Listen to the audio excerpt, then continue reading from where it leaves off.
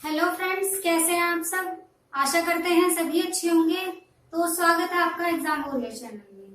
तो फ्रेंड्स, हम विकारी अविकारी शब्द पढ़ रहे थे। इसमें हमने विकारी शब्द सारे पढ़ लिए हैं। विकारी शब्द का सभी का हमने अध्ययन कर लिया है। आज की वीडियो का जो हमारा अध्याय होगा वो होगा अविकारी शब्द। अविकारी शब्द के बारे में चर्चा करेंगे हम, ठीक है। तो चलते हैं अपनी क्लास की ओर।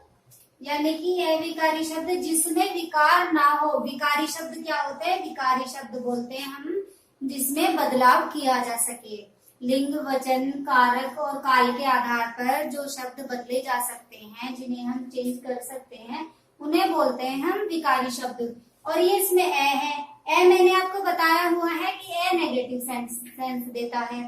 ए नेगेटिव सेंस देता है तो अविकारी, यानी कि इनमें बदलाव नहीं किया जा सकता। और इसका दूसरा नाम जो होता है इसे हम अव्यय भी बोलते हैं। अव्यय भी बोलते हैं। और अव्यय क्यों बोलते हैं? यानी कि व्यय को हम क्या कहते हैं? व्यय को आपको पता ही है कि हम व्यय को खर्च बोलते हैं। व्यय को हम क्या बोलते हैं? खर्च, ठीक है।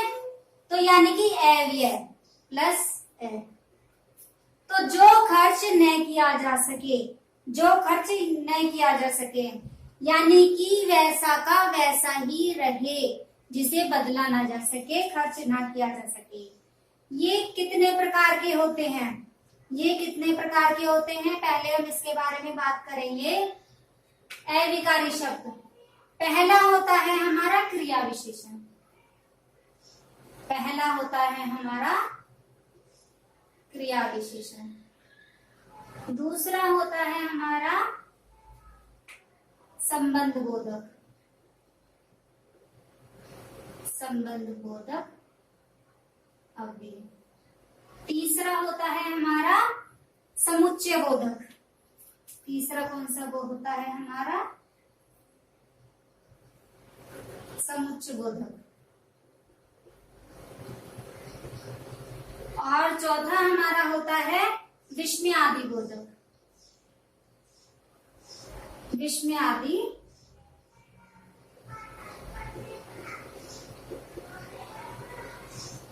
विस्मयादि बोधक अव्यय।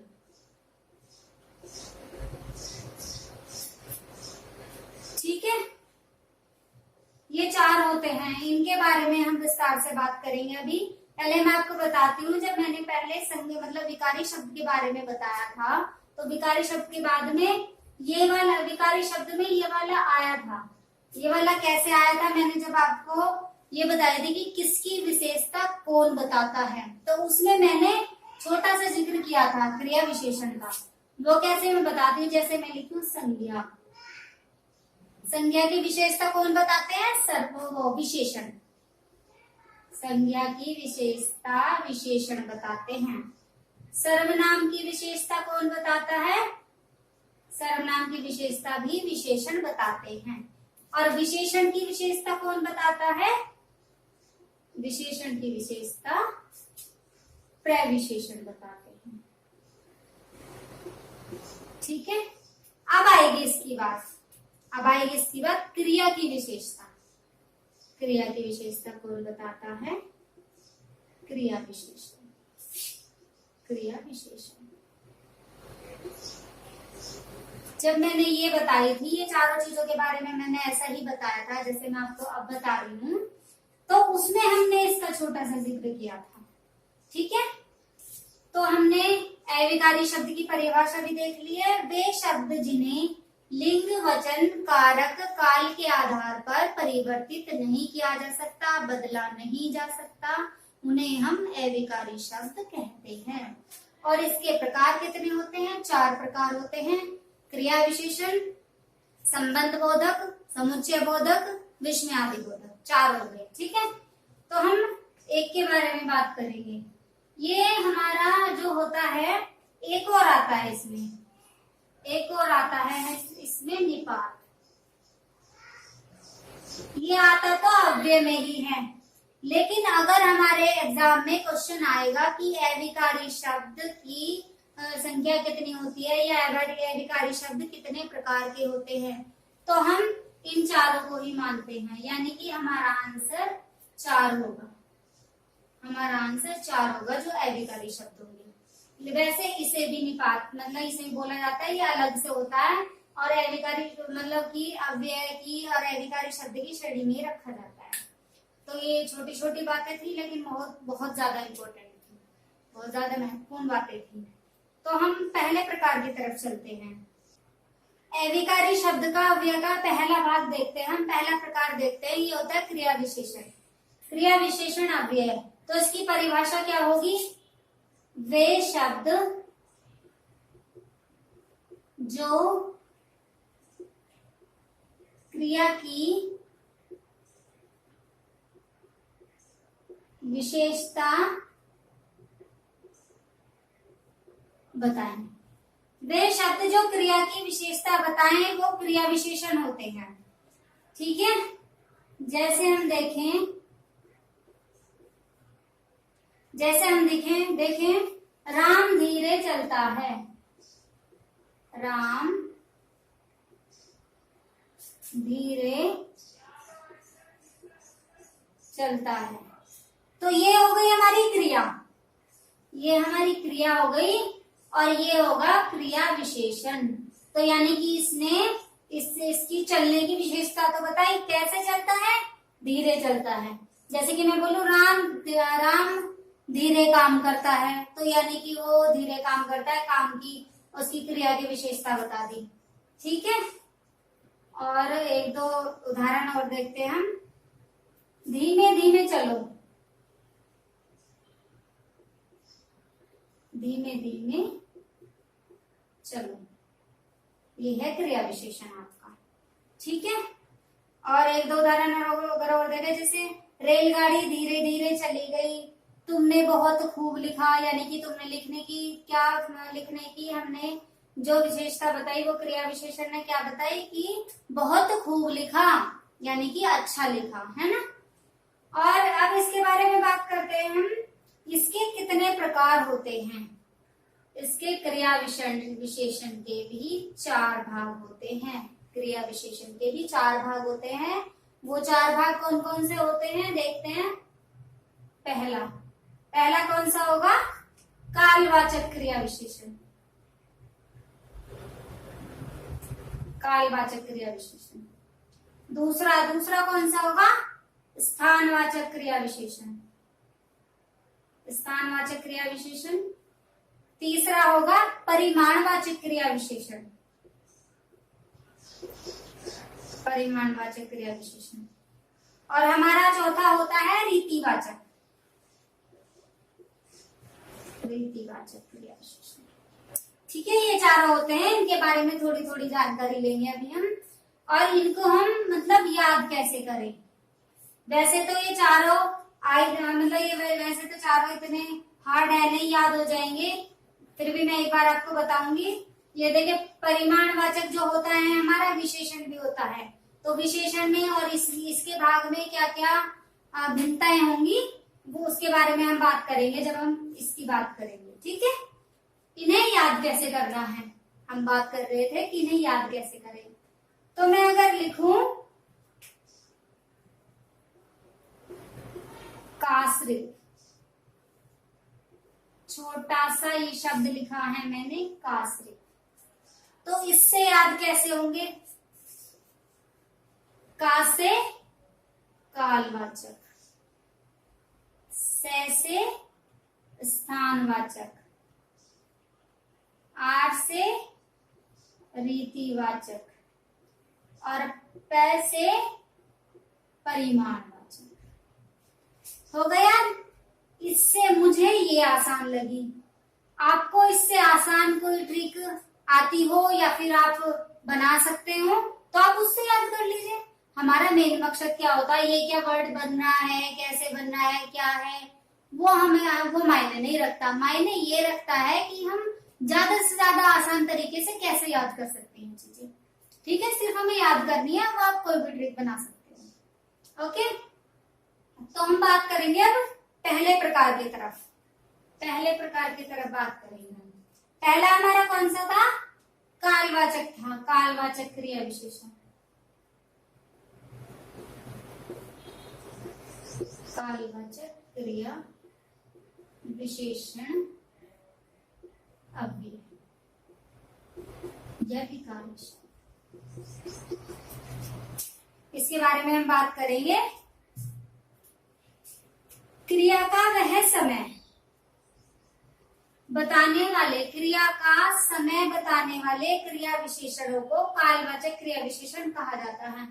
काल का मतलब समय ही तो होता है। काल का मतलब क्या होता है? समय ही तो होता है। काल हमारे जैसे होते हैं भूतकाल और भविष्य काल, वर्तमान काल। तो यानी कि जो हमें क्रिया का समय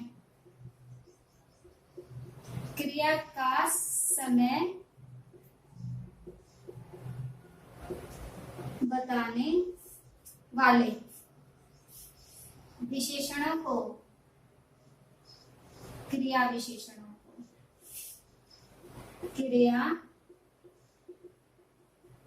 विशेषणों को कालवाचक क्रिया विशेषण कहते हैं। जो क्रिया का समय बताने वाले क्रिया विशेषण होंगे उन्हें हम कालवाचक क्रिया विशेषण अव्यय बोलते हैं। यानी कि जो हमें मेन बात है इसमें समय बताना, समय कैसे पता चलेगा हमें, वो हम देखते हैं उदाहरण से। जैसे हम उदाहरण लिखे, उदाहरण से हम देखेंगे राधा आज जाएगी। आज राधा आज जाएगी या राधा आज आएगी, राधा कल गई। तो इससे भी समय का पता चला ना कि भाई हमारा वर्तमान काल है, भूतकाल है या फिर भविष्य काल है, कौन सा काल है, क्या समय चल रहा है, इससे हमें ये पता चला। इसमें छोटी छोटी चीजें हैं, वो मैं नोट कर रही हूँ यहाँ पे, आप नोट कर लेना। इससे हमें थोड़ा सा अनुमान पता चल जाएगा कि इसमें कैसे कैसे शब्द आएंगे जिससे हम इसे आसानी से पहचान सकते हैं। वो कौन से होंगे? जैसे आज, बीता कल,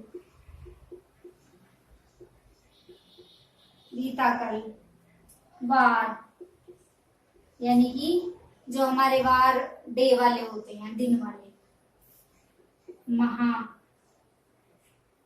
ठीक है, पक्ष, वर्ष और सप्ताह। इसके बाद होगा ऋतु, वसंत ऋतु, ग्रीष्म ऋतु, ये वाले घड़ी का समय, यानी कि 12 बजे, 2 बजे, ये वाले अवधि, कोई भी अवधि आदि। ठीक है, ये वाले छोटे छोटे शब्द आएंगे इसमें। इस टाइप के, मतलब इस तरह के समय, जिसमें समय आ रहा होगा, इस तरह के और भी आ सकते हैं। तो आप इस चीज को ध्यान रखिएगा। आशा करते हैं चीजें बहुत आसानी से समझ में आ रही होगी। प्रयास ऐसा ही किया है हमने। और दूसरा प्रकार, अब चलते हैं हम अपने दूसरे प्रकार की तरफ। दूसरा होता है हमारा स्थानवाचक क्रिया विशेषण अव्यय। स्थानवाचक क्रिया विशेषण अव्यय क्रिया के होने का स्थान या फिर दशा का बोध कराने वाले, क्रिया के होने का स्थान या दशा का बोध कराने वाले क्रिया विशेषण को हम स्थानवाचक क्रिया विशेषण अव्यय बोलेंगे। वो कैसे? राहुल छत पर बैठा है, छत पर बैठा है।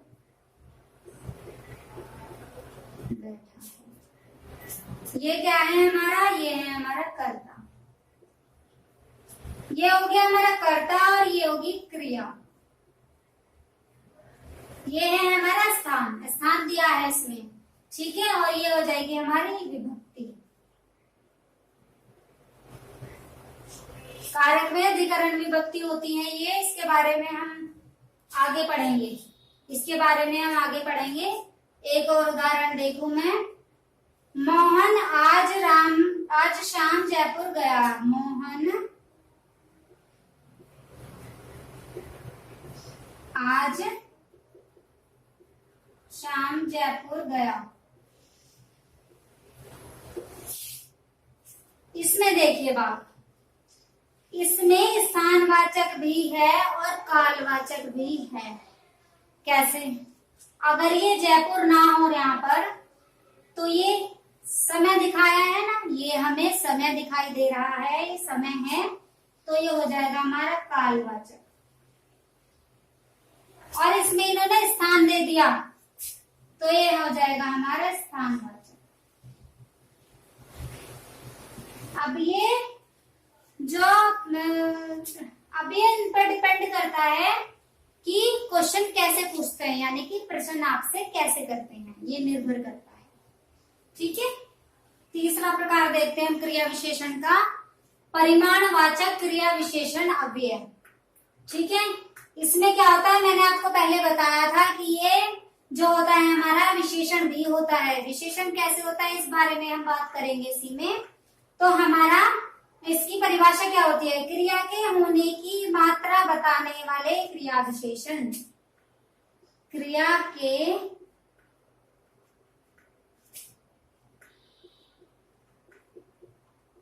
होने की मात्रा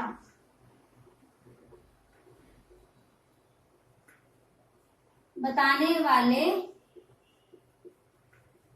क्रिया विशेषण। क्रिया के होने की मात्रा बताने वाले क्रिया विशेषण को हम परिमाणवाचक क्रिया विशेषण अव्यय बोलते हैं। वो कैसे बोलते हैं, पहले हम इसी की बात करते हैं, उसके बारे में मैं आपको विशेषण के बारे में भी बताऊंगी। जैसे मैंने एग्जाम्पल लिखा, जैसे उदाहरण लिखा, राहुल बहुत सोता है। राहुल बहुत सोता है। तो यानी कि ये हमारी क्रिया है और ये मात्रा बताई है बहुत, यानी कि क्रिया किस रूप में होती है या फिर मतलब कितनी, कम, ज्यादा, तो इसकी मात्रा बताई गई है इसमें। और एक और उदाहरण देखते हैं हम, गीता कम सोती है, वह बहुत खाता है।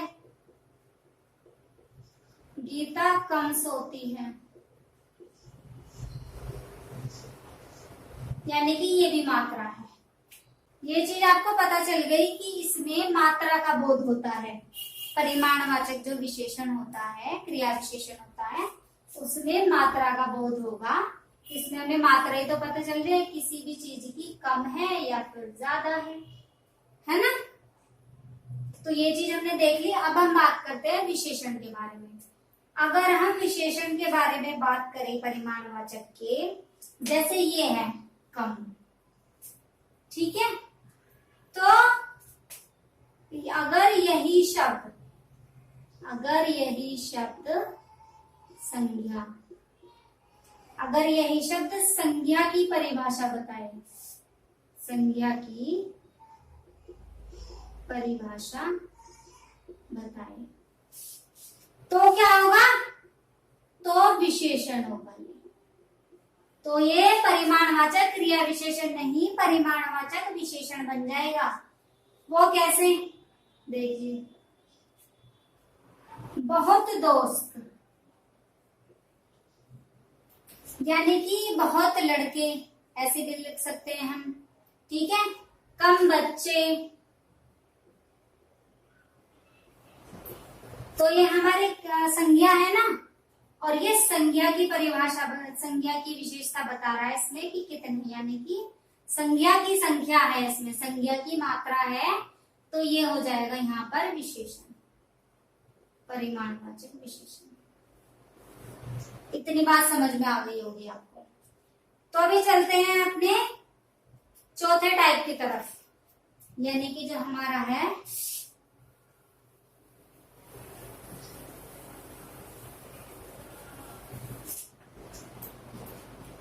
इसका क्रिया विशेषण का अंतिम प्रकार है हमारा चौथा रीतिवाचक क्रिया विशेषण।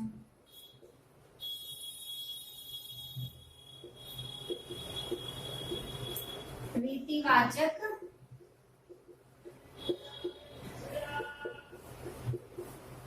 रीतिवाचक क्रिया विशेषण, इसमें क्या होता है? रीति का मतलब क्या होता है? रीति का मतलब होता है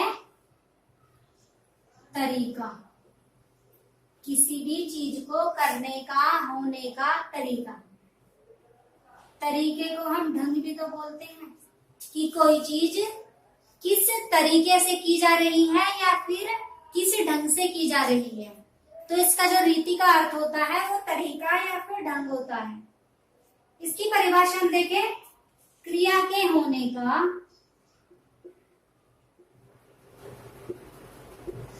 क्रिया के होने का तरीका,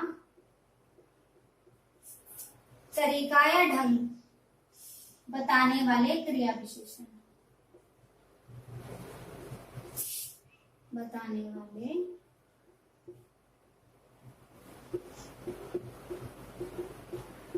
क्रिया विशेषण को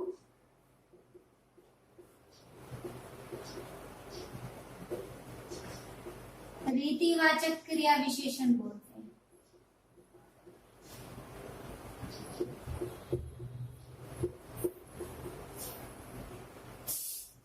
रीतिवाचक क्रिया विशेषण कहा जाता है। ठीक है, तो इसमें ये क्या क्या होता है, मतलब क्रिया के होने का जो तरीका या ढंग होता है उसे हम क्या बोलते हैं? उसे क्रिया विशेषण, रीतिवाचक क्रिया विशेषण कहा जाता है। उदाहरण से समझेंगे हम। उदाहरण पे मैं देखूं, जैसे मोहन फटाफट दौड़ता है। मोहन फटाफट दौड़ता है, यानी कि उसका जो तरीका है, ये क्रिया है, उसका जो तरीका है वो फटाफट दौड़ने का है, जल्दी जल्दी दौड़ने का है। ठीक है, तरीका या फिर ढंग। एक दो उदाहरण और देखें हम। अचानक बिजली चली गई।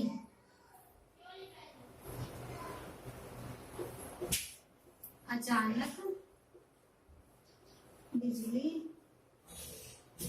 चली गई, अचानक यानी कि एकदम से। राम धीरे धीरे लिख रहा है, यानी कि उसका तरीका, उसका ढंग क्या है? धीरे धीरे लिखना है। बस फटाफट भर गई। बस फटाफट भर गई, यानी कि इसमें हमें कोई भी काम करने का या फिर कोई भी काम होने का जो है तरीका या ढंग के बारे में बोध होगा, इनके बारे में ज्ञान होगा, तो हम उसे रीतिवाचक क्रिया विशेषण बोलेंगे। पहला प्रकार क्रिया विशेषण था, उसके 4 भाग थे, वो सारे हमने देख लिए हैं। अब अविकारी शब्द के अव्यय के दूसरे भाग की तरफ चलते हैं। दूसरे प्रकार की तरफ चलते हैं। दूसरा है संबंध बोधक। ठीक है, दूसरा है संबंध बोधक। इसमें क्या होगा? ऐसे शब्द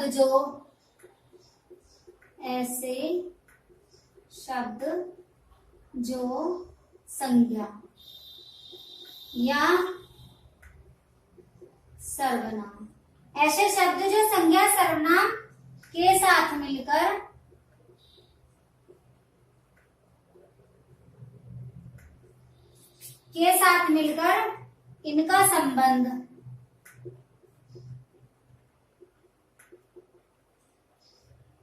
इनका संबंध वाक्य के दूसरे शब्दों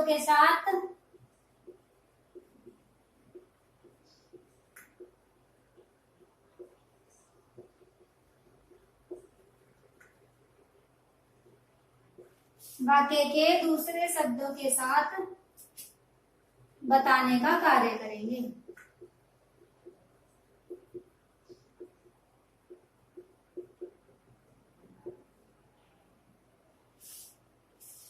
बताने का कार्य करते हैं।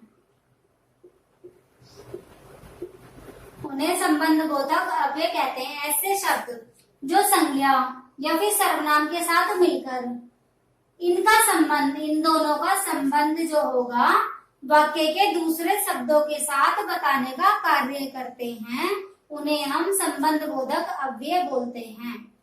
ठीक है, ये तो वैसे छोटी सी चीज थी, मतलब ये तो परिभाषा थी। और दूसरे शब्दों में हम ये भी कह सकते हैं कि भाई संबंध संबंध बताने का जो बोध करने वाले अव्यय होंगे वो संबंध बोधक अव्यय होंगे। ठीक है, ये हमने पूरी तरह से आपको इसकी परिभाषा परिभाषित कर दी है। इसके उदाहरण देखेंगे हम। उदाहरण देखें, जैसे बस के ऊपर यात्री बैठे हैं। बस के ऊपर यात्री बैठे हैं। ठीक है, ये है हमारी संज्ञा, ये हमारी संज्ञा है और ये भी हमारी संज्ञा है।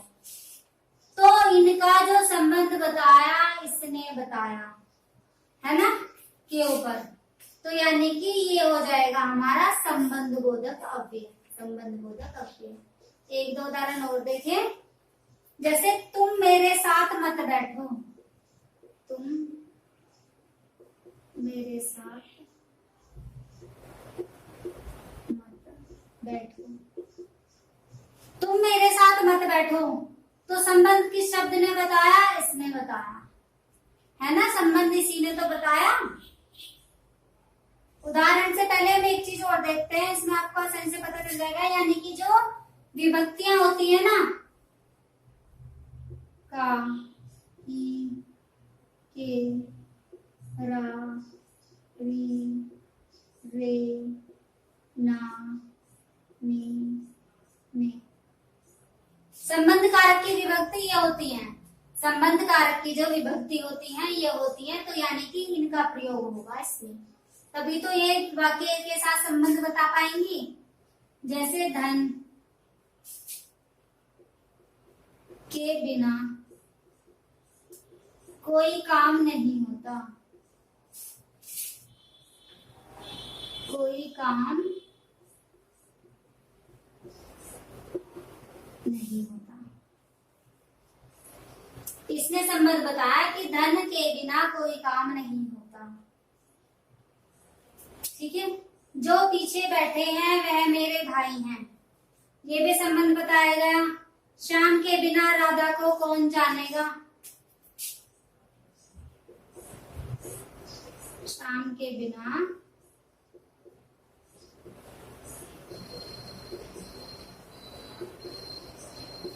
राधा को कौन जानेगा।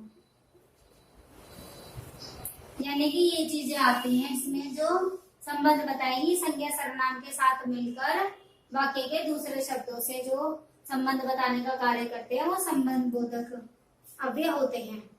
ठीक है, अव्यय के जो नेक्स्ट प्रकार होंगे बाकी की बात हम करेंगे नेक्स्ट वीडियो में। और आशा करते हैं कि कक्षा में पढ़ाया हुआ आपको पसंद आया होगा, तो ऐसे ही बने रहिए। और कोई और परेशानी होती है तो आप कमेंट बॉक्स में हमें कमेंट कर सकते हैं। और वीडियो को लाइक कीजिए, ज्यादा से ज्यादा शेयर कीजिए, और अगर नए जुड़े हैं हमारे चैनल से तो चैनल को सब्सक्राइब कीजिए। ठीक है, मिलते हैं अपनी अगली कक्षा में। धन्यवाद।